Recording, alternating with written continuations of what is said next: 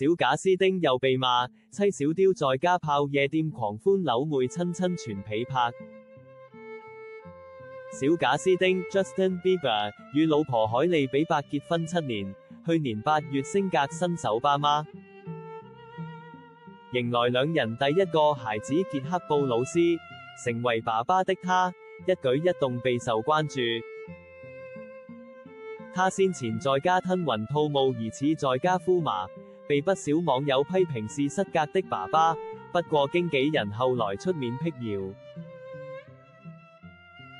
表示只是照顧小孩再加上工作熬夜，才會略顯疲憊，但日前他又被發現出入夜店，更大方親吻女生，再次受到外界批評。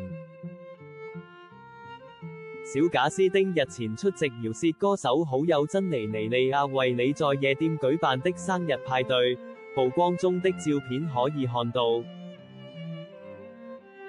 他穿着一身嘻哈，身體跟着音樂擺動，眼神有點渙散，似乎相當沉浸在歡樂氣氛中。